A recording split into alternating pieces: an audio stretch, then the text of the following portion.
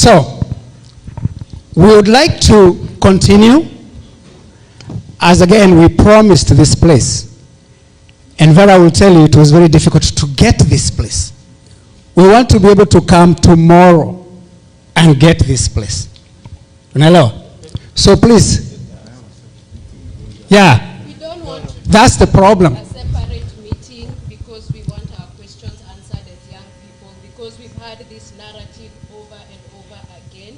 And that's why we came, because we want to know if we are open to supporting the best candidate. We came to be convinced, but we are tired of being silenced as young people, not being given a platform all the time and being. So yes, me Ask the question. One. just one there. Okay. You can get out of there. Yeah. So in the event that you become the president of the nation of Kenya, because there is a high possibility you will be the president. Yeah.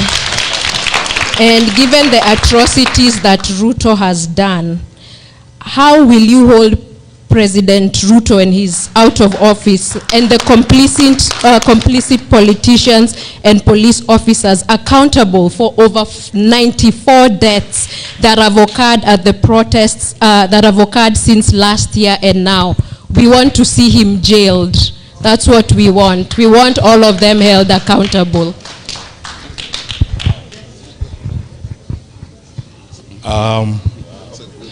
This is why maybe next time we have a meeting we should start with them.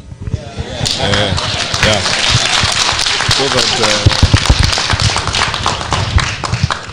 first and foremost on this matter, I believe very strongly, by the way, in accountability. That you know, for every action that you engage in when you're in public office, I believe in accountability.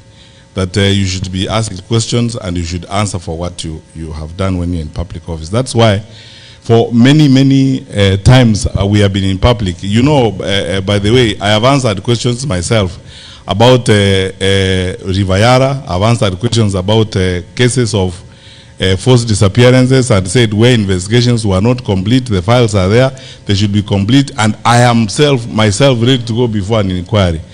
I think for this particular reason, and I agree with what you are saying, we should allow, we have enough instruments. You know, we are a country that is ruled by the constitution and rule of law. We have enough instruments. We will not actually even need to invent any new instruments or write any new law. We are both local and international instruments. And you know, by dint of the fact that we are signatories to these international instruments, I am sure that some of them will probably not even need us as a government or as a country to invoke them. I have said this before. This is not the first time I'm saying it, so that someone says I'm saying it before Zamia. I have said it before in a separate interview in media in Kenya, that you know, people need to be advised about one thing. And I used to tell even police officers when I was their minister, don't take instructions from me to do something wrong, because when you're standing in the dock, I will not be there.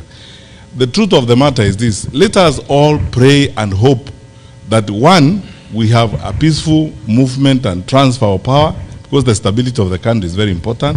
And two, when that happens, I promise you that I will not depart from the line of accountability according to the law and according to what happens. So that you see, sometimes our countries have got fragilities or certain challenges that we all know. If you politicize certain things, you can end up plunging the country into a chaotic situation. But if you stay on the path of the law, you are always better off if you stay on the path of the law, and the law assists you. Let me finish with this statement.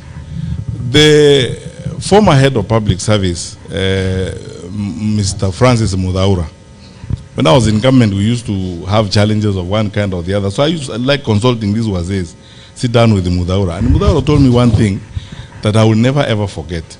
He told me, you know, Minister, if you actually lived by the law, you decided to yourself when you wake up in the morning, you are going to respect the law and you are going to follow the law, you will be a very peaceful man, because you will have nothing to worry about.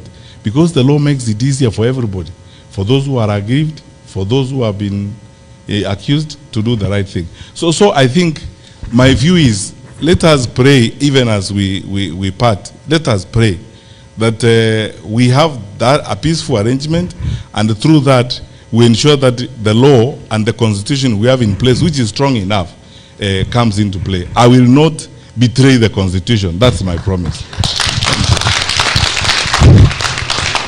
We have come to the end. This is a vote of thanks by